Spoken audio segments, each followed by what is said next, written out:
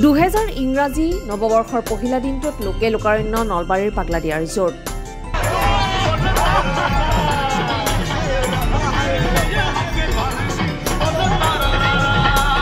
সঁচাকৈয়ে বনভোজপ্ৰেমীৰ আকৰ্ষণৰ কেন্দ্ৰবিন্দু নলবাৰীৰ পাগলাদিয়া ৰিজৰ্ট।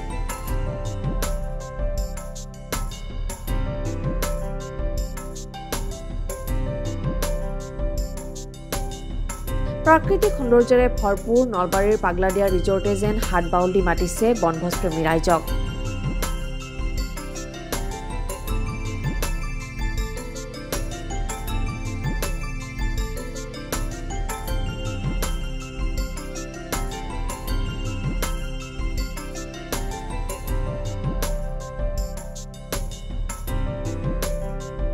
হয়, 2024 ইংৰাজী নৱবৰ্ষৰ পহিলা দিনটোতে লোকে লোকাৰণ্য হৈ পৰিল নলবাৰীৰ প্ৰথমখন ৰিজৰ্ট পাগলাদিয়া ৰিজৰ্ট। উল্লেখযোগ্য যে আৰম্ভণিতে শংকৰদেৱ জৈৱিক কৃষি পাম হিচাপে নলবাৰীৰ কেইজনমান উদ্যমী ব্যক্তিৰ তৎপৰতাত আৰম্ভ হৈছিল। পৰৱৰ্তী সময়ত উক্ত পামখন পাগলাদিয়া ৰিজৰ্টলৈ পৰ্যবেক্ষিত হয়। পাগলাদিয়া নৈক সাঙুৰি বিভিন্ন কৃষিকাৰ্য আৰু গছ লতা ফুলেৰে আগুৰি মনোমোহা পৰিৱেশৰ এখন সুন্দৰ ৰিজৰ্ট পাগলাদিয়া ৰিজৰ্ট। উল্লেখযোগ্য যে পাগলাদিয়া ৰিজৰ্টলৈ নলবাৰীয়ে নহয় অসমৰ বিভিন্ন প্ৰান্তৰ পৰা ৰাইজৰ আগমন ঘটে। বনভোজপ্ৰেমী ৰাইজে সম্পূৰ্ণ এটি দিন অতিবাহিত কৰি উভতে এই ৰিজৰ্টৰ পৰা। ডিচেম্বৰ মাহৰ পৰা আৰম্ভ হয় যদিও জানুৱাৰী মাহত বনভোজপ্ৰেমী ৰাইজৰ সমাগম বেছি হয়।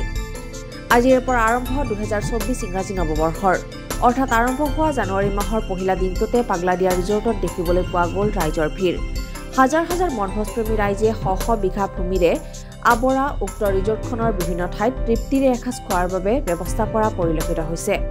আনন্দ উল্লাসেৰে সম্পূৰ্ণ এক প্ৰাকৃতিক সৌন্দৰ্যৰ মাজত আমোদ প্ৰমোদৰ সময় পাৰ কৰিছে প্ৰতিজনে। আজি নতুন বছৰৰ নতুন দিনত আমি সকলোৱে এনজয় কৰাৰ কাৰণে আহিছোঁ পাগলদিয়াৰ বুকুত। পাগলদিয়াটো আমাৰ ইতিহাস, পাগলদিয়া আমাৰ জীৱন।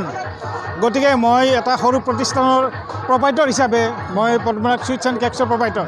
গতিকে মোৰ কৰ্মচাৰীখিনিক লৈ আজি দোকান বন্ধ কৰি আজি ইয়াতে আহিছোঁ।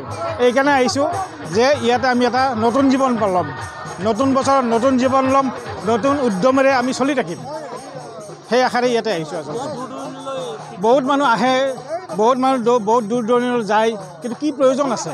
আমাৰ ইয়াত কি নাই? আমাৰ পাগলদিয়াৰ বুকুত কি নাই? পাগলদিয়া বুকুক লৈ মই অলপ লিখা মেলাও কৰিছোঁ। আছে মোৰ ইতিহাস আছে। গতিকে মই ইয়াতে নলবাৰীৰ বাসিন্দা হিচাপে নলবাৰীত জীৱন নিৰ্বাহ কৰিব বিচাৰোঁ, নলবাৰীক লৈ আমি বাচি থাকিব বিচাৰোঁ। আমাৰ পাগলদিয়া নলবাৰীৰ বুকুৰ এটা ইতিহাস, গতিকে এই ইতিহাসটো আমাৰ সদায় বাচি থাকিব লাগে। সেই আশাৰে আমি ইয়াতে আহি ধুনীয়াকৈ এনজয় কৰিছোঁ বছৰৰ নতুন দিনটোত। গতিকে এটা নতুন জীৱন ল'ম, এইটো আমাৰ আশা। আমাৰ নলবাৰী ৰাইজক, অসমবাসীক, আমাৰ সকলোকে মই নতুন বছৰৰ শুভেচ্ছা যাচিছোঁ। সকলোৱে মানে মন, সকলোৰে জীৱন, সকলোৰে সুকামনা কৰি আজি ইয়াতে সকলোলৈ মই নতুন জীৱন, নতুন বছৰৰ শুভেচ্ছা জনাইছোঁ। এই ক্ষেত্ৰত ৰিজৰ্টখন যিসকল উদ্যমী ব্যক্তিৰ একক প্ৰচেষ্টাত এনেদৰে গঢ় লৈ উঠিছে সেইসকল ক্ৰমে বিপুল হালৈ, গোকুল হালৈ, কৈলাশ হালৈ, নাৰায়ণ হালৈ, ফণীন্দ্ৰ হালৈক আজি নলবাৰীৰ প্ৰতিজনে প্ৰশংসাৰে উপচাইছে। কিয়নো পোনপ্ৰথমবাৰৰ বাবে নলবাৰীত এই সফল ব্যক্তিৰ প্ৰচেষ্টাত কৃষি বিপ্লৱৰ সূচনা হৈছিল। পৰৱৰ্তী সময়ত এইসকল ব্যক্তিৰ আদৰ্শৰ দ্বাৰা অনুপ্ৰাণিত হৈ নলবাৰীৰ বিভিন্ন ঠাইত কৃষি পাম আৰু ৰিজৰ্ট প্ৰতিষ্ঠা হোৱা পৰিলক্ষিত হৈছে। মুঠৰ ওপৰত কৃষি পাম আৰু ৰিজৰ্টৰে নৰূপ দিয়া পাগলাদিয়া ৰিজৰ্টত বছৰটোৰ পহিলা দিনটোতে বনভোজপ্ৰেমী ৰাইজৰ ভিৰ দেখিবলৈ পোৱা গৈছে। মই নতুন বছৰৰ শুভেচ্ছা আপোনালোকৰ চেনেলেদি মানে অসমবাসীক মই শুভেচ্ছা জনাওঁ। যি 2024টো সকলোৰে আচলতে ভালে ভালে যাওক। এইটো আপোনালোকে গমেই বেছি নতুন বছৰত আজি আমাৰ ধুনীয়া এটা পিকনিকৰ আয়োজন চলিছে। আৰু এইবিলাক পিকনিকটো এটা এনেকুৱা হৈছে যি ইয়াত মানে বেলেগ বস্তু চলা নাই বা আপোনাৰ ধুনীয়া একদম মানে হেৰিটো বজাই পেলাই মানে সকলো পিকনিকটো আৰম্ভ কৰিছে। ফেমিলি পিকনিকটো বেছি হৈছে, সেইটোৱে আমাৰ ভাল লাগিছে আৰু সকলোকে সহযোগ কৰিছে। সেইটো আমি আজি কিমানমান মানুহ আহিছে? আজি এতিয়া বহুত মানুহ আহিছে, আপোনাৰ হাজাৰৰ ওপৰত আছে। আপোনাৰ সহায়টো বেলেগ, বহুত বেলেগ বেলেগ ডিষ্ট্ৰিক্টৰো আছে, কাৰণ আমি নিজে কিছুমান চিনি নাপাওঁ।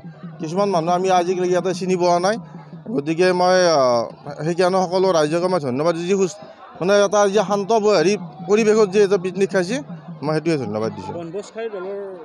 পাগলদিয়া নদীটোৰ ইতিহাস আছে, কাৰণ পাগলদিয়া আমাৰ আচলতে মানে কিছুমানে এটা হেৰি বুলি কৈছিল, বেয়া বুলি কৈছিল, ভালো, কাৰণ পাগলদিয়া নদীটো নহ'লে আজি ধৰক এনেকুৱা পৰিৱেশ এটা নহয় ইয়াতে, কাৰণ পাহাৰ বা নদী এটা হেৰি হ'লে পিকনিক স্পটটো মানে এটা হেৰি হয়, সৌন্দৰ্য হয়, বা সেই নদীটোৱে আমাক বহুত উপকাৰ কৰিছে। এটা পলস পেলাই খেতি কৰোঁ, আমি খেতি উপকাৰ হয় না। ৰাইজলৈ আহ্বান জনাওঁ আৰু ইয়াতে আহক, আমাৰ ধৰক আমাৰ কিটচেনো আছে, ইয়াতে আমি থলুৱা খাদ্য হেৰি কৰোঁ, আৰু বেলেগ বেলেগ আহি আমাক ইয়াতে দিহা পৰামৰ্শ দিয়ক, কোনে কেনেকুৱা কৰিলে আমাৰ আৰু অলপ ডেভেলপ কৰিব পাৰি।